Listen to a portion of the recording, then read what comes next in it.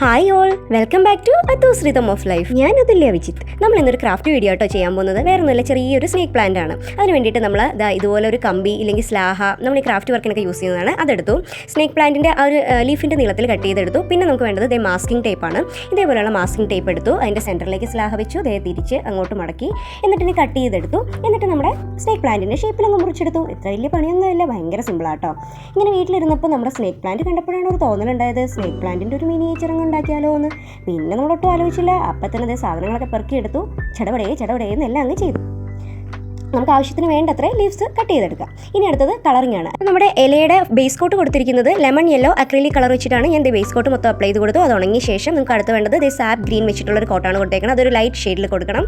ഇതേപോലെ ബോർഡർ വിടണം. നമ്മുടെ പ്ലാന്റിൻ്റെ ലീഫിൻ്റെ ഒരു ഡിസൈൻ വെച്ചിട്ടാണ്. എന്നിട്ട് ലൈറ്റ് കോട്ട് കൊടുക്കേണ്ടത് കാരണം ഇനി നമുക്ക് ഡിസൈൻ കൂടെ വരച്ച് കൊടുക്കാനാണ്.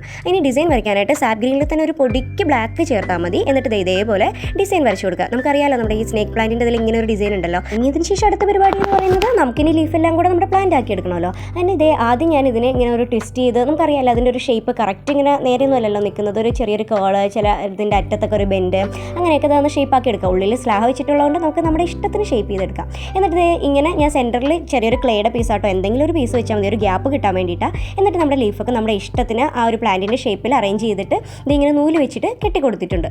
ഓരോ ഇങ്ങനെ ലീഫും വെച്ചിട്ട് ഞാൻ നൂല് വെച്ച് കെട്ടി കൊടുത്തിട്ടുണ്ട്. എന്നിട്ട് അടുത്തത് ഇനി നമുക്ക് വേണ്ടത് നമ്മുടെ ഒരു ചെടിച്ചട്ടിയാണ്. അതിന് ചെറിയത് ഒരു ക്യാപ്പ് ഉണ്ടായിരുന്നു, ഒരു അടപ്പുണ്ടായിരുന്നു. ഒരു അടപ്പെടുത്തിട്ടുണ്ട്. എന്നിട്ട് അതിലേക്ക് ഞാൻ ആദ്യം ഒരു വൈറ്റ് ടിഷ്യൂ പേപ്പർ ചുമ്മാ ഒരു ഭംഗിക്ക് വേണ്ടി ഒട്ടിച്ചു എന്നേ ഉള്ളൂ കേട്ടോ. അതില്ലെങ്കിലും കുഴപ്പമൊന്നുമില്ല. എന്നിട്ട് നമ്മുടെ ചാക്കുനൂല് എടുത്തേക്കണം. ചാക്കുനൂല് വെറുതെ അല്ല, ചാക്കുനൂല് ഞാൻ ഇങ്ങനെ പിന്നി എടുത്തിട്ടുണ്ട്. പിന്നി എടുക്കാൻ പ്രത്യേകിച്ച് കാണിക്കേണ്ട കാര്യമൊന്നുമില്ലല്ലോ, നമുക്ക് എല്ലാവർക്കും അറിയുന്നതല്ലേ.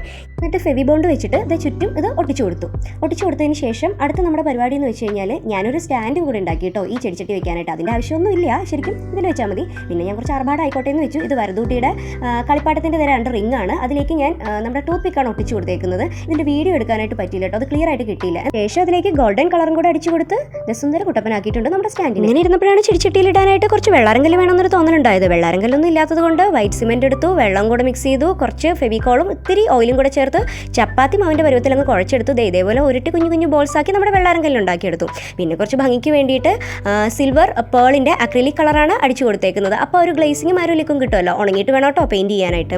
ഇനി നമുക്ക് വേണ്ടതെന്ന് വെച്ചാൽ ഞാൻ ഈ നമ്മുടെ ചട്ടിക്ക് ഉള്ളിലേക്കും കുറച്ച് വൈറ്റ് സിമെന്റ് ഒഴിച്ചു കൊടുത്തിട്ടുണ്ട്. അത് സെറ്റായി കഴിഞ്ഞിട്ട് അതിൻ്റെ മുകളിൽ കുറച്ച് ഭാഗത്തേക്ക് നമ്മുടെ ചെടി ഇറക്കി വെക്കാൻ പാകത്തിന് ക്ലേ ഏതെങ്കിലും കളറിലൊരു ക്ലേ വെച്ച് കൊടുത്താൽ മതി.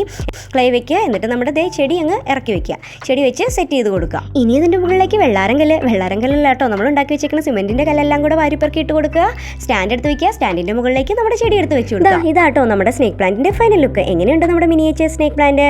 നിങ്ങളുടെ സജഷൻസ് ഒക്കെ കമന്റ് ചെയ്യണം. ഇഷ്ടപ്പെട്ട ഒന്ന് ലൈക്ക് കൂടി ചെയ്തേക്കണം കേട്ടോ. സബ്സ്ക്രൈബ് ചെയ്താണ് കാണുന്നെങ്കിൽ ഒന്ന് സബ്സ്ക്രൈബ് ചെയ്ത് കൂടിക്കോളണേ. അപ്പോൾ ഇതാണ് നമ്മുടെ ഒറിജിനൽ സ്നേക്ക് പ്ലാന്റും മിനിയേച്ചർ സ്നേക്ക് പ്ലാന്റും. ഇത്രയുള്ള നമ്മുടെ ഇന്നത്തെ വീഡിയോ. മറ്റൊരു അടിപൊളി വീഡിയോയുമായി ഉടനെ കാണാമെന്ന പ്രതീക്ഷയോടെ തൽക്കാലത്തേക്ക് വിടാം.